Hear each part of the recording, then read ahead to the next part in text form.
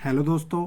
आज मैं आपको इस वीडियो में बताने वाला हूँ बजट 2025-26 के बारे में। जी हाँ दोस्तों, गवर्नमेंट अपना बजट कैसे तैयार करती है, कहाँ से पैसे आता है और कहाँ पे खर्च होता है, तो सारी चीज़ें इस वीडियो में बताने वाला हूँ। तो वीडियो को एंड तक बने रहे। जी हाँ दोस्तों, और सबसे पहले अगर आप हमारे इस चैनल पे नए हो तो चैनल को सब्सक्राइब कर लो और वीडियो को लाइक कर दो।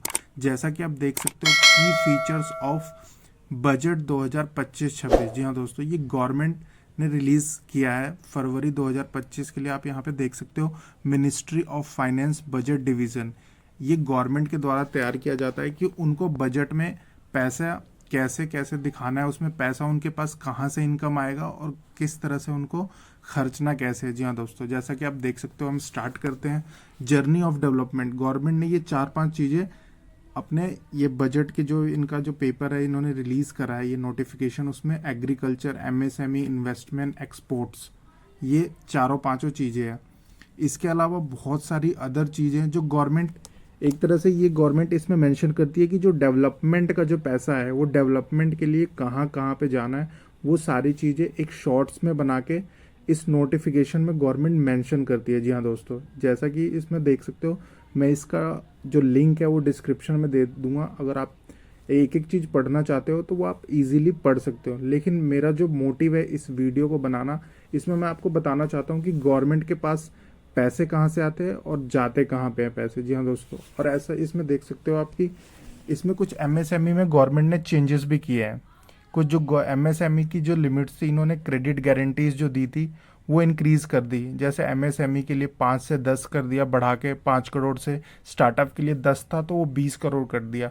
एंड इनकी जो टर्नओवर और इन्वेस्टमेंट की लिमिट्स थी उसको भी इंक्रीज कर दिया है। जो लिमिट्स इंक्रीज हुए हैं वो आप देख सकते हो इसमें, इन्वेस्टमेंट और टर्नओवर। जैसे माइक्रो इंटरप्राइजेस के लिए इन्वेस्टमेंट 1 करोड़ थी, उसको 2.5 कर दिया रिवाइज करके, और टर्नओवर 5 था वो 10 कर दिया।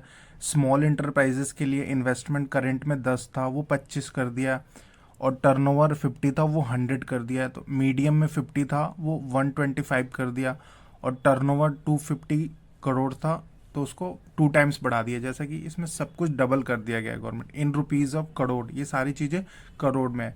और जैसा कि जो मैं आपको भी बताऊंगा वीडियो के एंड में, मिड में ही बताऊंगा कि गवर्नमेंट के पास सारा पैसा जो है कहाँ कहाँ से आता है, गवर्नमेंट कैसे पैसों का कलेक्शन करती है और कैसे खर्चा करती है। मेन तो इसमें वीडियो में ये आपको समझना है कि पैसे गवर्नमेंट के पास कहाँ कहाँ से आते हैं और उसको खर्चते कैसे हैं। ये सारी चीज़ें इस वीडियो में, जैसा कि इस पॉइंट्स में आप देख सकते हो, इसमें ये डेवलपमेंट्स के पॉइंट्स है जो कंट्रीज़ में पैसे खर्च होते हैं उसके लिए, कि गवर्नमेंट ने डेवलपमेंट मेजर्स किस किस चीज़ों पे करना है इनको। गरीब, यूथ, अन्नदाता एंड नारी, जो वुमेन्स है, जो फार्मर्स है, और कहाँ कहाँ जो एमएसएमईज के मैन्युफैक्चरर हैं, जो ट्रेडर्स हैं, बड़े बड़े बिजनेसमैन हैं, उनके जो एक्सपोर्ट्स के लिए पैसा है, किस तरह से उनको प्रमोट करना है, वो सारी चीज़ें आपको इसमें दिखेगी।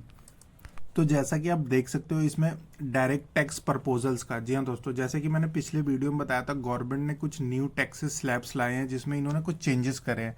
जैसे आप देख सकते हो इसमें 0 to 4 लाख तक नील है, 4 से 8 पे 5%, 8 से 12 पे 10%, 12 से 16 पे 15%। तो ऐसे इन्होंने ये कुछ डायरेक्ट टैक्सेस में इन्होंने चेंजेस करे हैं। और इसी में देख सकते हो आप कि इंटरेस्ट जो था सीनियर सिटीजन का वो 50,000 से 1 लाख कर दिया उस पर टीडीएस के एप्लीकेबिलिटी के लिए। और जो रेंट ऑन प्रॉपर्टी का था उसकी थ्रेशोल्ड लिमिट भी इन्होंने इंक्रीज कर दी है, जो कि अभी 6 लाख रुपए है, पहले 2,40,000 था। और आप इसमें देख सकते हो कि जो अपडेटेड रिटर्न था आईटीआर यू, आप पिछला 2 साल भर सकते थे, लेकिन अब गवर्नमेंट ने उसको 4 साल के लिए कर दिया है कि आप पिछले 4 साल के रिटर्न्स भी इजीली फाइल कर सकते हो थ्रू आईटीआर यू। जी हाँ दोस्तों, अब आप इसमें जो मैं बात कर रहा था, गवर्नमेंट के पास पैसा आता कहाँ से है। जी हाँ दोस्तों, सबसे इंपॉर्टेंट चीज़, आप वीडियो में बने रहना, ये देख सकते हो, रूपी कम्स फ्रॉम, गवर्नमेंट के पास पैसा कहाँ से आता है और कहाँ जाता है। तो सबसे पहले आप देख सकते हो इनकम टैक्स से 22% आता है, और यूनियन एक्सरसाइज से 5%, जीएसटी अदर्स से 18%, कॉरपोरेशन टैक्स से 17%, यानी कंपनीज की जो टैक्सेशन है उससे, कस्टम से 4%, नॉन इसमें नॉन डेट कैपिटल रिसीट से 1%, नॉन टैक्स रिसीट से 9%, बोरोइंग एंड अदर लाइबिलिटीज से 24%। तो ये जो पैसा है गवर्नमेंट के पास कहाँ कहाँ से आता है। जैसे इसमें देखा आपने,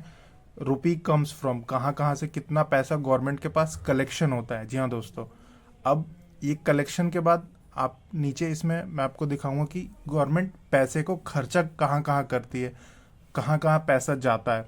रुपीज गोज टू, जैसा कि आप देख सकते हो, रुपीज पैसा कहाँ कहाँ जाता है। पेंशन में जाता है 4%, अदर एक्सपेंडिचर में 8%, सेंट्रल स्पॉन्सर्ड सब्सिडी में 8%, फाइनेंस कमीशन एंड अदर्स में 8%, स्टेट्स के शेयर्स में जाते हैं 22% का ट्रांसफ़र होता है, और डिफेंस में 8% का, और इसमें देख सकते हो मेजर सब्सिडीज़ में 6% का, और central sector scheme 16% excluding outlay of defence and subsidy, and interest payment में जाता है 20% का।